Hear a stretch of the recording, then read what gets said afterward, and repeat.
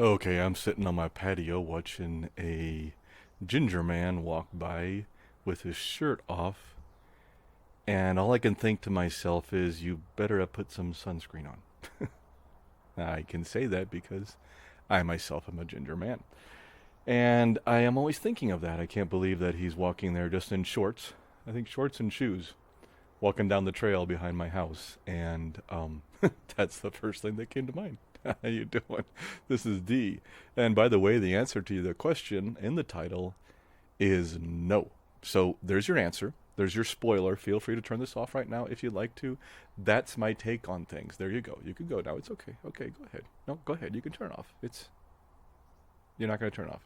Now, some of you did, but some of you didn't. For those that want to stick around and hear me ramble on about this topic, stay tuned.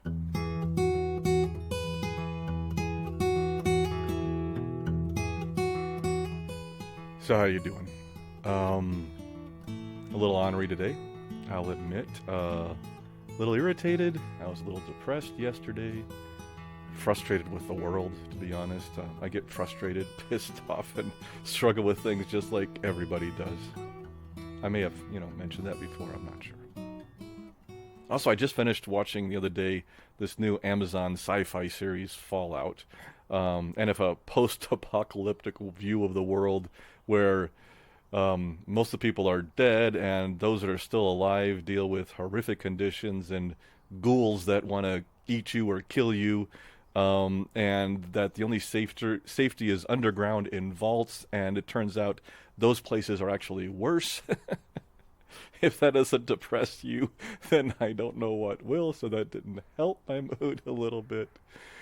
Oh, but just also seeing news and everything else and issues, it just goes on, and it made me think of this topic somewhere in the midst of things, and I thought I'd talk about it today. So let me get a little bit of basic information out of the way on this topic. As my dog is laying in the yard, yes, Murphy is here with me. I'm on my back patio, as I mentioned, and he is chewing on dirt. Hopefully he's not eating it again. He likes to chew that stuff and eat it. And Murphy, leave it, buddy. Just leave it. Okay, he stopped for a little bit. Not because he listens to me, but because he probably saw a squirrel. So we'll see what happens. Let's talk about a few things real quick. I want to build a foundation here, and then we'll talk about the topic. I'm just curious to get your take on it. Maybe this will generate some comments, and maybe we'll have a good discussion, and that's really what I'm shooting for on most of these things anyway. Over 40 million adults, 19.1% I found out, in the U.S. have an anxiety disorder according to the National Alliance on Mental Illness. Almost 20%, almost one-fifth, have an anxiety disorder in the U.S. That blows my mind. According to a study by Goodwin et al. In 2020, they mentioned that anxiety increased from 5.12% in 2008 to 6.68% in 2018. But for ages 18 to 25, it nearly doubled from 7.9% to 14.66%. 14.66%. And according to Johns Hopkins, an estimated 26% of all Americans ages 18 and over suffer from a diagnosable mental disorder. So think about that. 1/4 of the U.S. population supposedly has a diagnosable mental health disorder. So I figure two things are happening here. One is we all are just suffering a lot more than we ever have. And so many more people are having actual diagnosable disorders. Or we're overdiagnosing disorders, and we're diagnosing things that didn't used to be diagnosed. Or it's a blend of those things, or it's some fourth option that I haven't thought of yet that will come to me as I talk to you. But that's what comes to my mind. And this just seems freaking crazy. Pardon my French. Actually, I think crazy is actually Middle Eastern, not Middle Eastern. Middle English, I think. Yeah. Yes, I'm reading a note. I am reading a note. I have notes on this one. Just so you know, I do have notes on this one. Just so you know, because I wanted to pull up some statistics, and I wanted to do a little research, so I had some things prepared. I'm still not scripting it, although it's semi-scripted, and there goes Murphy. it's semi-scripted. But mostly I'm just going to keep chatting. Like right now, I'm just totally off script and just talking to you. And that's still what I'm going to do most of this. But this one, I needed to do a little research. I wanted to do some research and I wanted to pull it up. And if you want to look at our research, I always put my references in our show notes so you can always look that stuff up. But there, I wanted to let you know. So my question is this. If we are so freaking anxious and depressed, which it does seem like it's elevated. I mean, I see a lot of people tell me about how hard things are and how miserable they are. I'm kind of curious what caused it. So I started looking at some possible, choices of what's causing this. So first thing is, let's look at poverty, okay? Poverty plummeted from 35% in 1990 to 10% today. So that's probably not it. I don't think it's the poverty level in the U.S. I'm guessing that's not it. Child mortality. Maybe that's it, because, we don't talk about that much, but I'm going to throw that in here anyway. Child mortality has fallen by 60% since 1990. And if you go all the way back to the late 1600s, 1/3 of all children born, and we're talking in the richest parts of the world, died before their 5th birthday. So if you are a mother and you had 3 children, one of them, on average, will not make it past the age of 5. That was the mortality rate. So I doubt that's it. So let's look at life expectancy. That must be it. For someone born in 1900, the average life expectancy was 32 years. 32 years. Today it's 71, or in 2021 it was 71. So I don't think that's it.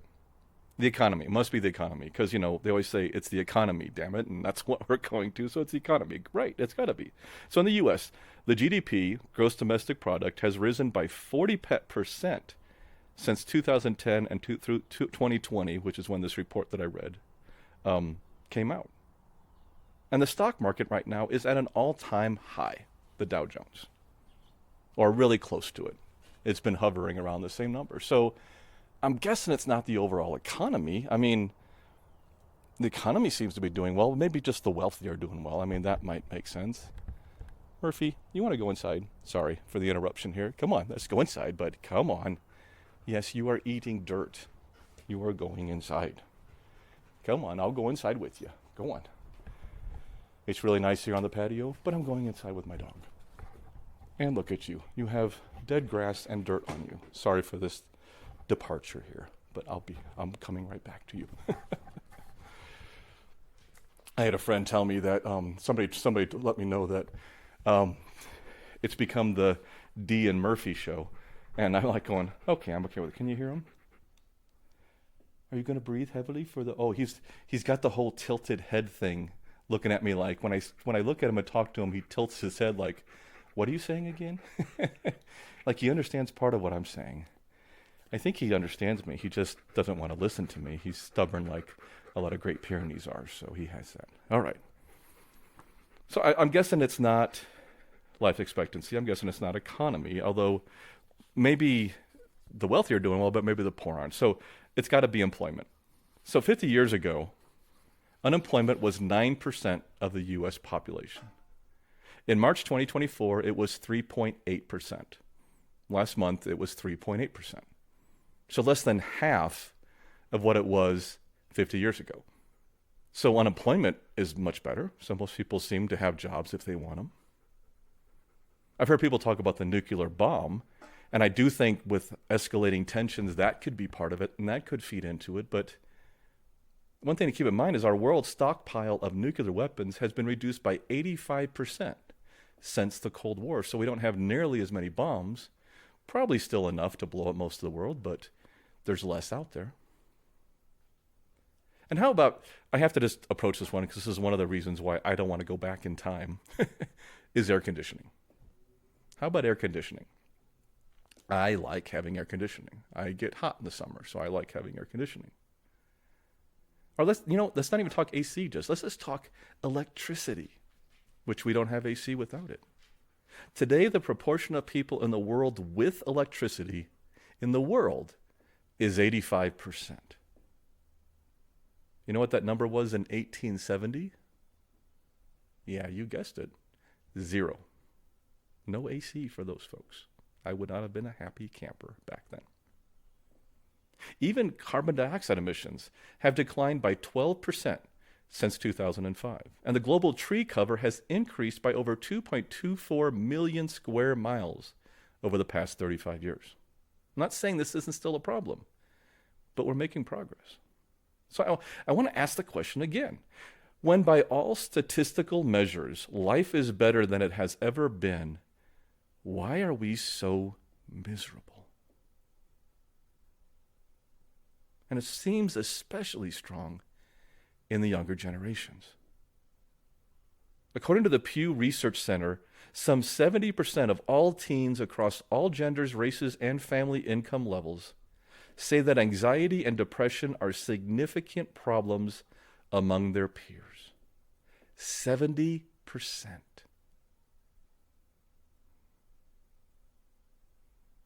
I have so many things I'd like to say on this topic. And hopefully we'll address some of those in days to come. But I want to get back to the topic at hand and what the title's about, which is anxiety.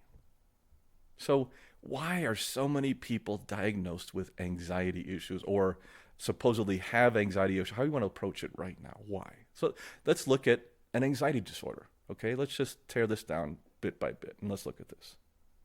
According to the DSM-5, which is the Diagnostic and Statistical Manual, they list 9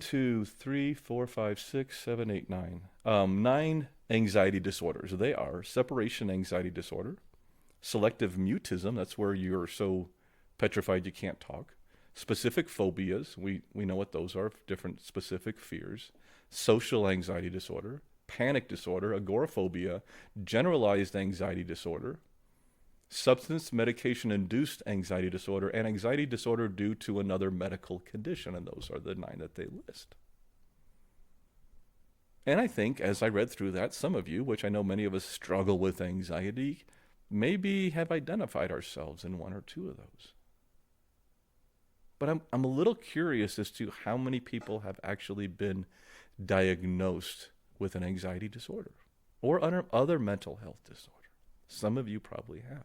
I've never been diagnosed with generalized anxiety disorder or anything else. I was prescribed an anti-anxiety drug by my doctor due to chronic stomach distress, which he might have thought was related to anxiety, and I have struggled with anxiety and have gone to counseling for it, and other effects, mostly depression I've gone to counseling for, but I've been there.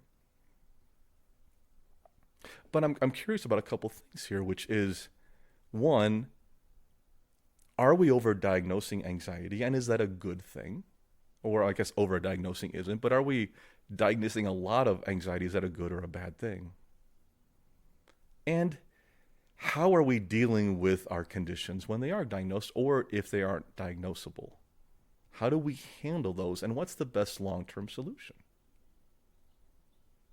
You know, I think everybody, and I'm going to go back to my own personal thing here because I always do that. Every one of us, I think, wants an explanation for why we behave the way we behave. And we even want to put a name to it. My God, I've done that many times. I have ADHD. And I say that freely. I have ADHD. It's something I was diagnosed with about 4 years back or something. And I was diagnosed with moderate to severe ADHD. When I looked back at my history, it made sense. It actually makes sense when I look back at how I was at different stages of my life. It fit that model. Now, I do believe ADHD is overdiagnosed. Very much so. But I also think there's really real legitimate ADHD. And maybe that's me. I have never been medicated for it. I learned to cope with it. And I'm glad I was never medicated. Might my life have been easier if I was? Perhaps. But I learned so much learning to live with a brain that operated in that fashion. And so now when somebody offers, do you want medication for it? I say, no, I'm kind of used to it. I know how to live this way. And anxiety is kind of the same thing for me. I have anxiety, but My God, after my experience with benzodiazepines, I really would not like medication for it, which is one of the dangers we're going to talk about here in a second.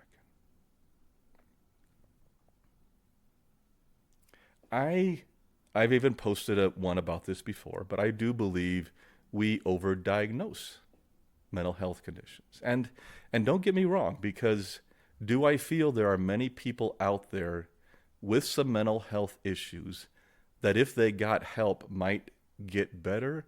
Absolutely. Absolutely. I think there's a lot of people that might need some help and could benefit from help. Now, I do think it varies on what you mean by help and what that help looks like. I do think there is beneficial treatments and support systems, and there is not so beneficial treatments and support systems, and that's just my opinion. I am not a psychologist or psychiatrist. I'm not a professional of that in any course, so this is all strictly opinion. Just want to make sure I mention that every now and then. But I think sometimes when we struggle with something, we want that label. We want that name. We want to put ADHD on it. We want to put GAD on it, generalized anxiety disorder. We want to put, panic disorder. We want to be able to say, oh, I am so-and-so. And sometimes, and I am guilty here, I'm raising my hand, sometimes that label gets us things. The number one thing it can get us is sympathy. It gets us attention. Sometimes it even gets us out of things we may not want to participate in. I'm not saying this to judge anyone. I'm saying it from myself, because I have done that. Not proud of it, but I have done that. I have used my condition at times to get out of things. I try desperately hard not to do that. But I will admit I'm human, and I have done that at times. But I think we all want a reason, and we all want it identified, and we all want to, we're human. And I think we all want a reason why we believe life is harder for us. And I think that is sometimes accurate and sometimes not. I think far more people out there struggle with similar things or things to the same degree as I do, as you do. I throw a term around all this, and now that I'm on Uneven, I can say this, but I throw a term around, I don't even know where it came from, but I picked it up, and I like to use it. And that is, we all have our shit. I really believe that. I don't think there's anybody out there living the perfect life. We all have our shit. When I say uneven is for those of us who find life a little uneven, I'm not saying that from the unfair standpoint. I'm saying it that life is a little askew. It's a little off kilter. It's a little just uneven from what we were told it was supposed to be. Maybe a little bit harder, but mostly just different. And what we go through because we see life through this lens that might be a little bit scratched up, maybe nicked here or there, maybe even a little bit foggy. We see life through that lens, and life is different for us. But I think we got to be careful about looking at the world and saying, I have it harder. And I think for two reasons that's important. One is you don't know that you do. And I think most of the time we really don't. Well, I might be struggling with anxiety or severe anxiety coming off of benzos and stuff at times, and symptoms that are all over shooting through me. I don't know what that person's dealing with. And so often people hide their struggles. I just think comparing ourselves with others gets us nowhere in that regard. Now, I also want to make sure I don't belittle what it's like to live with anxiety. And when I say live with anxiety, this is where we come back to that question, okay? Is anxiety a mental health disorder? Anxiety is not. Anxiety is something every person has, and if every person has, it cannot be a disorder. At least not in my opinion. How's it a disorder if all human beings have it? Everybody has some anxiety. Some people have or experience more anxiety than others. And some people don't have the system, the neurology, the physiology, or the psychology to handle that as well as others. And I think for a lot of us on this podcast, that's who we are. Our systems don't handle it as well as many other people. I think an example I want to share here real quick is, many of you know I came off of benzodiazepines, which is anti-anxiety drugs. I took Klonopin for 12 years and still have what I call neurological damage from that experience. On one of the research teams I'm on, we identified that condition, this protracted condition, meaning lasting longer than like 6 months or 18 months or whatever, going sometimes into years, which mine is now 10 years out almost. That condition we labeled as BIND, which is benzodiazepine-induced neurological dysfunction. And what's what we call it. And now I call what I deal with as BIND. It's a term that we've thrown out there, has started to get picked up by many of the leading benzodiazepine organizations, and I think it's a good term for what we experience after that first initial withdrawal off the drug, that protracted condition that we saw in the research from the survey we did.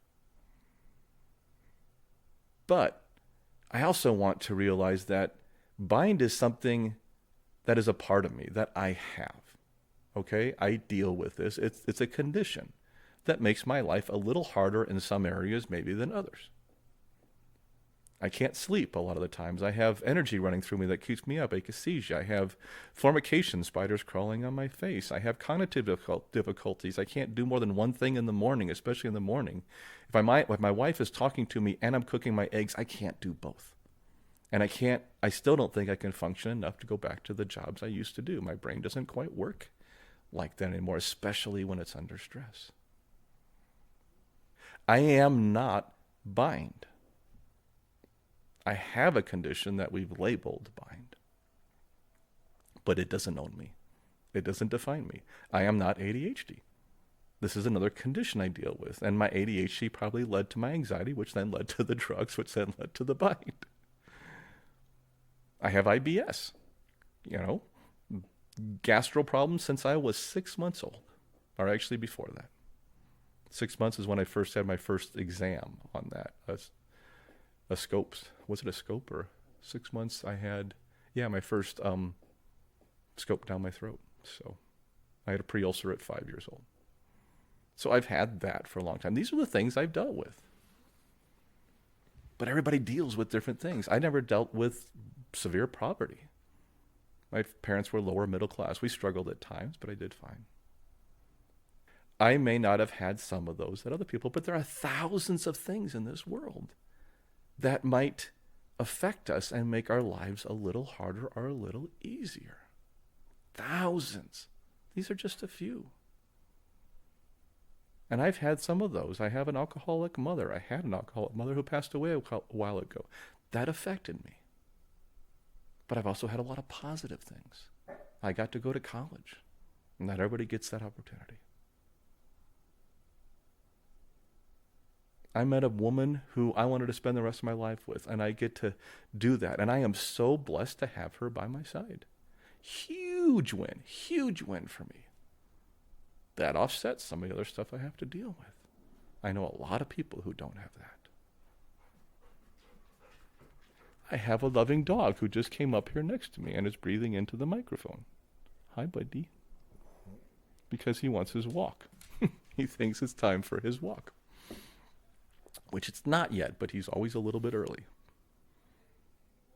I have so many things. I am so blessed. But let's bring this back here, because you know me, I do seem to take detours sometimes and I ramble. When I bring up this topic of being diagnosed as anxiety, one of the things I hear today is people, especially younger people, saying, I have anxiety. Like that's a condition. And terms I think do matter in some arenas. And I think here it's important to say anxiety is not a condition. Everybody has anxiety. Anxiety can be extremely beneficial.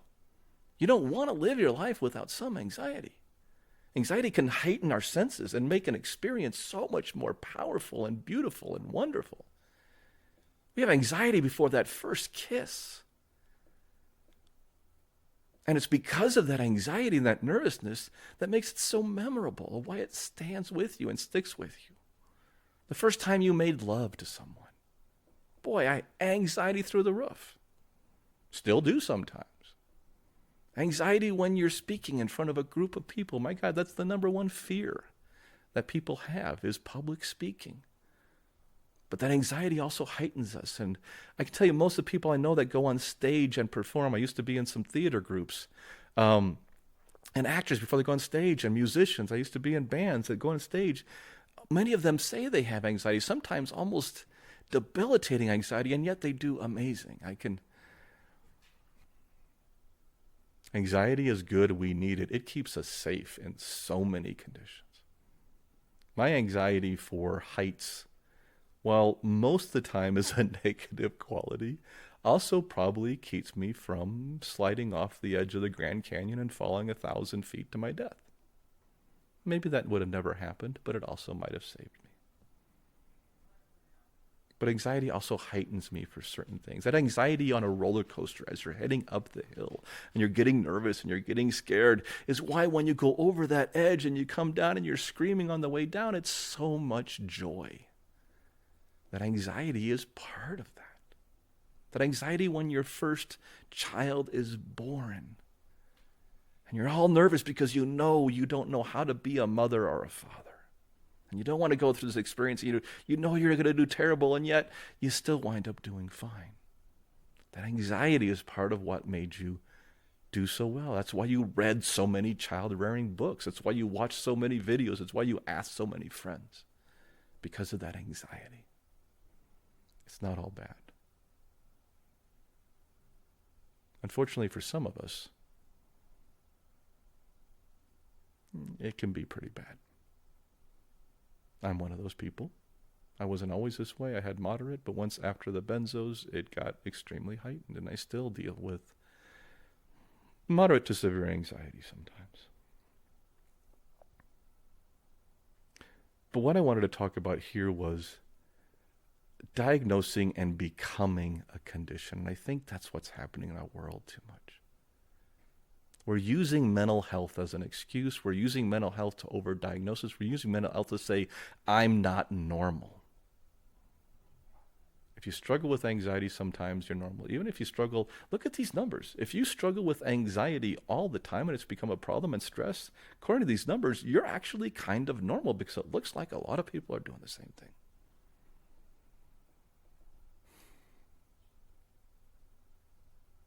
But we need to be careful how often we label ourselves with a condition. Are there people out there who have actual mental health disorders? Absolutely, and some of you are them. I'm one of them. ADHD is supposedly a disorder. It's right there in the term. Adult hyperactivity and attention disorder. ADHD, woo. Attention deficit and hyperactivity disorder. I almost forgot what it stood for. That happens.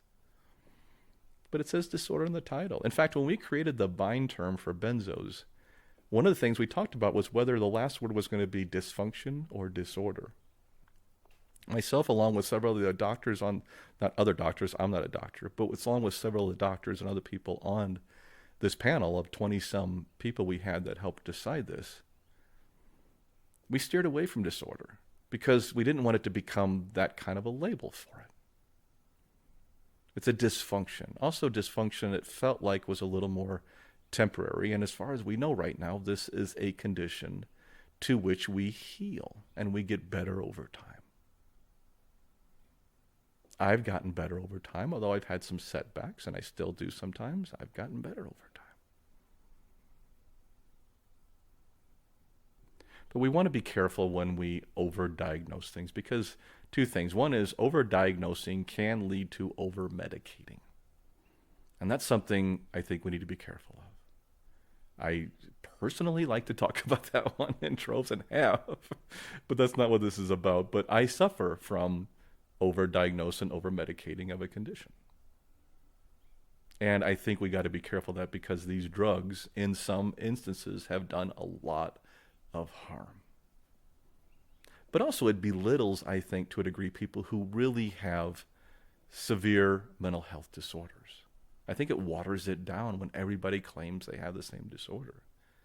PTSD is thrown around like, I was dating him for a month, or 2 months in college, and he broke up with me, and now I suffer PTSD.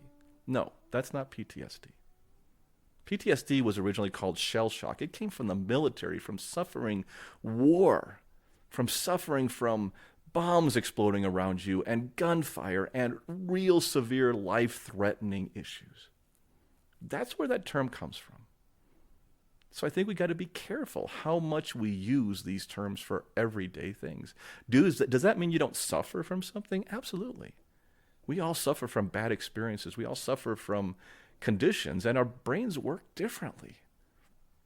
But I think when we label ourselves with that, we sometimes, and this might be the biggest one, I think we got to be careful of the message we're giving ourselves.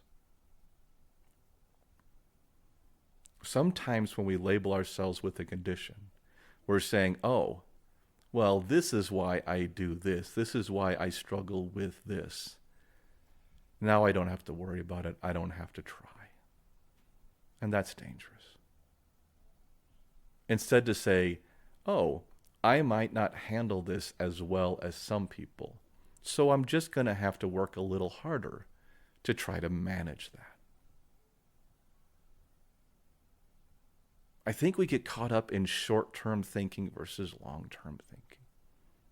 I think short-term thinking is safe spaces. It's, oh, you poor thing. It's the sympathy. It's saying, yeah, whatever you're suffering from right now, don't worry about it. We'll get you out of this. Oh, you can go home. It's always you must be struggling with something, so let's take that off your plate. And we don't look at what that does in the long run. What does that do for that person when that happens multiple times and they learn that when I'm not feeling good, it's okay just to walk away from things rather than face some things that might be difficult.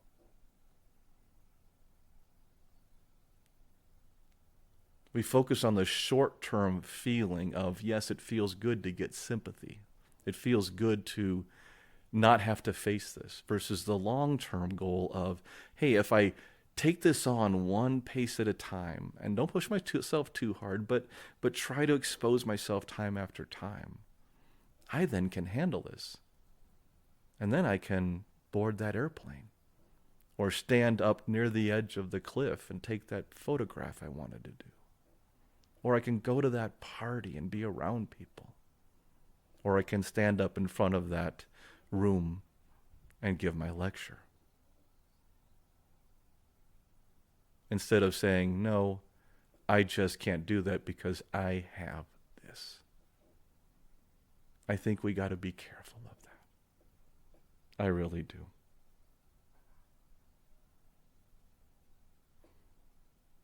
One of the things that I learned out of coming off the benzos was there's a doctor in the UK who passed away a few years ago named Dr. Heather Ashton. And if you were Professor Heather Ashton, she was a doctor in the UK. And for anybody who's dealt with benzos long enough, sees her as, the top of the best. She's the one that helped more people than anybody in the world of benzodiazepines, in my opinion. And she wrote a manual, which they call the Ashton Manual, which has been a guide for people coming off these drugs and has saved thousands of lives. Anyway, I used the same guide, and she said something in there about benzodiazepines. And while there is this damage to our neurological systems, the GABA A receptors and all this sort of stuff, and all this junk that I'm not getting into right now, there was another piece, and it's a piece that most of us in benzos don't notice as well, or we don't pay attention to it, because I don't know that we want to, because it means work. But she talks about a learning deficit. And that is, while you were on these drugs, on these benzodiazepines, they helped you manage your anxiety or whatever else it was dealing with, or your insomnia, or your seizures. But primarily, let's focus on anxiety and insomnia. And they helped manage it, which means you didn't have to do as much to manage that. It took your anxiety from an 8 down to a 4, maybe. And so you weren't dealing with the anxiety so much. But during that period, you lose your skills that you may have evolved over time to help manage that anxiety. So when you come off the drug, it exposes what she called a learning deficit. We spent a lot of time now off these drugs, and now we have to relearn how to handle everyday stressors.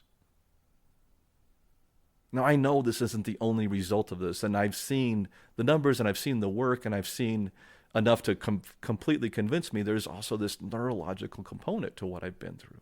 I'm not just saying that because I'm one of these people, but because this is what the evidence shows. Physical dependence has led to neurological damage, in my words.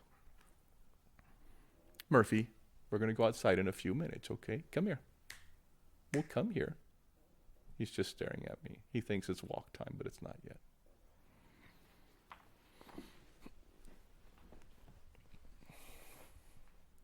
But I also know that part of my problem is I was out of practice.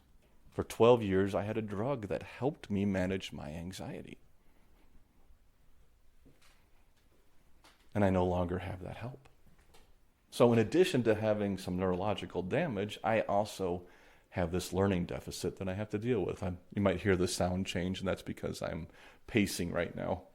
So Murphy doesn't whine in my ear. Oh, he's going for the sofa to lay down. I think he gave up. Nope, he's still pacing. Okay. Hi, buddy. I see you. We're going to go outside in a few minutes. Okay. That's a good boy. But let me wrap this up. I know this might be controversial. I know it might be one of those ones that some people give me some criticisms about, and I totally am fine with that. I get it. But I think we got to be careful, is all I'm saying, about throwing out diagnostic terms like they're candy. These are some serious conditions that some people are really suffering from. And I think we overdiagnose, and I think we overmedicate, and we got to be careful. It doesn't mean it's still not something we have to deal with. For those of you really struggling with anxiety, I get it. Because I'm one of those people. And while I don't think I have a diagnosable anxiety disorder, I struggle extremely sometimes with it. It doesn't diminish what we're going through. But I'm not going to slap this label on and say, oh, this is me. Oh, well, not much I can do about it. Everything in life is a challenge. Everything. And many things in life cause us to learn a new coping mechanism to deal with it. They can trigger that. And that's one of the things we go through. And we try to cope with things. And I did that with ADHD. I never knew I had it. We weren't diagnosed when I was a kid. We weren't tested. I was just restless. And maybe we're overdiagnosing it, and these are just boys and girls who are just restless, and we're overdiagnosed, which I think we are to a degree. But that's not my point here. My point is, because I was never medicated and never even noticed, I adapted. I'm not saying that's always the answer. I'm not saying that this is when it's severe, shouldn't be treated, but I still adapted. And I learned how to be a pretty decent person. I had a good career. I got good grades. I went on and I figured out how to work around it. Not everybody can, but I did. And I think a lot of us can. I don't know.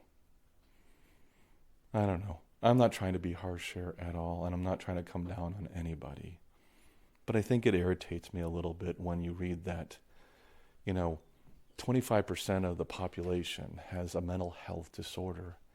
I find that hard to believe, especially in a day and age where the world, by statistical measures, is so much better.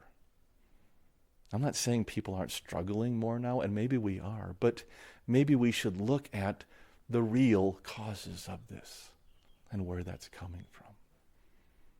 Hint, hint, one of them might be the internet, but we'll go there another day. But we live in a very challenging world, a very divisive world, a world where many people are afraid to speak their minds. I know. I'm one of those people sometimes. More so than I ever did when I was younger. I'm getting a little more courage about that. I'm speaking up more now, as you can tell by this podcast. But I've held my tongue a lot over the last 10 years or so. That creates stress, creates anxiety. You watch the news, it creates anxiety. When you feel the world might not be going in the direction, which by the latest poll numbers, most people saying that the world's not going in the direction that they would like it to. It's going in the wrong direction. I just saw a poll today come out about that, where we feel like our country and our world is going in the wrong direction. I think the majority of people said yes, they felt that, 60% or something like that. I'm just spitballing, I don't remember the actual number.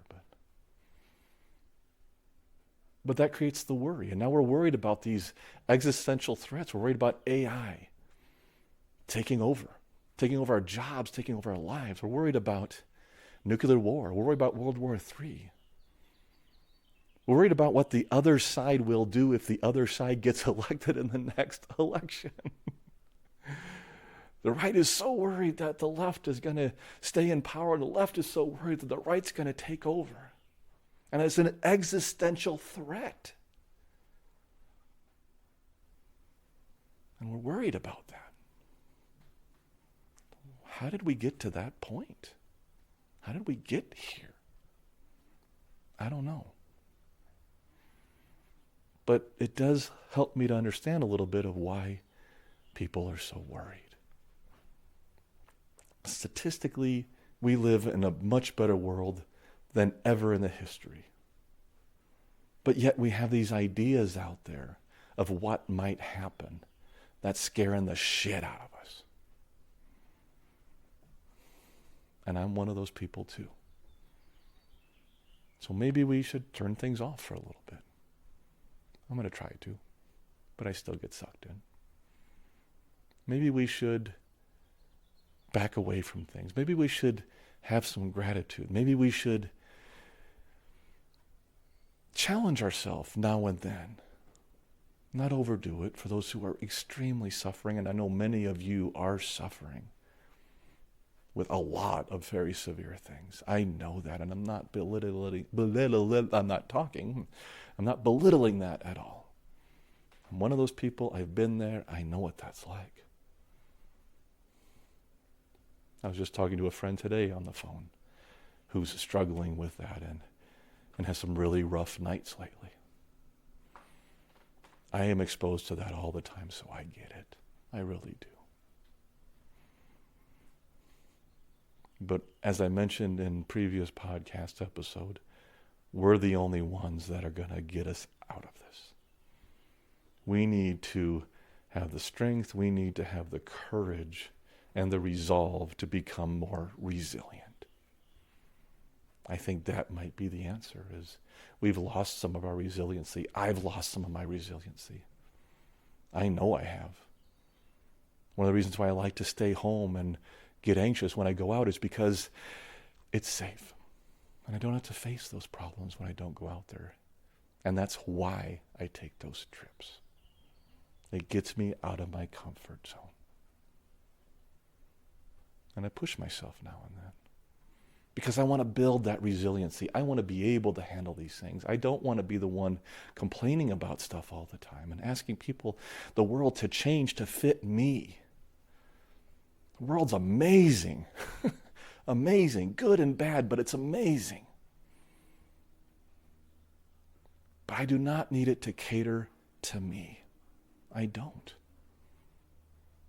I want to adapt so I can go and enjoy this world. Might I stand up and try to make some changes in the world that I think might benefit people now and then? Of course. But for the most part, this is on me to fix me.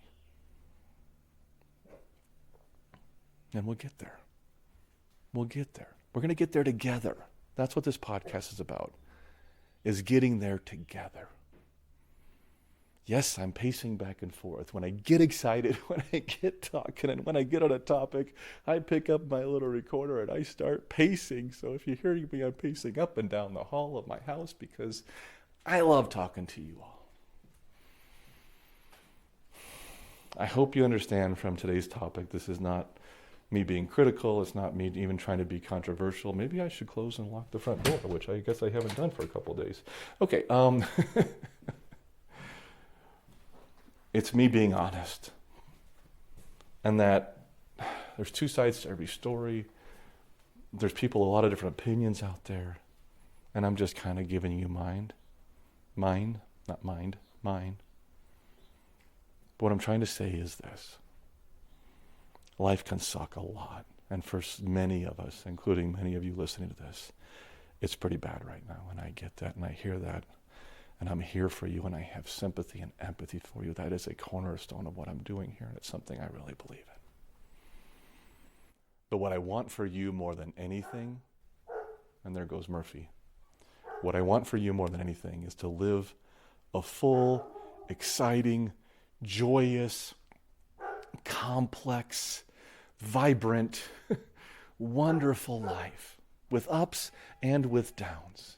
And there goes my phone, and there goes my dog, and this is my life, and this might be the perfect way to close this out. I think my dog's telling me I should stop talking. I think my phone's telling me I should stop talking, and maybe some of you are telling me I should stop talking, and maybe I should take the hint.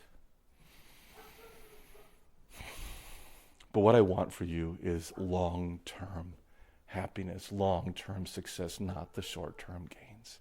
And that's where I'm trying to work towards, and maybe together we can work towards it, is how do we make ourselves better in the long run and live a full life. I have to go get my dog. I love you all, and thanks for listening, and I'll talk to you soon. Bye now. All right, Murphy, come on. You're coming inside, and we're going for a walk. Hey, this is Dee. Thank you so much for stopping by and checking out our podcast. I do need to remind everyone that this podcast is for informational purposes only and should never be considered medical, psychological, or professional health advice of any kind. If you or someone you know is dealing with significant mental health issues, please seek professional help. Resources can be found in our show notes and on our website at unevenpodcast.com. Take care of yourself, and I'll catch you on the flip side.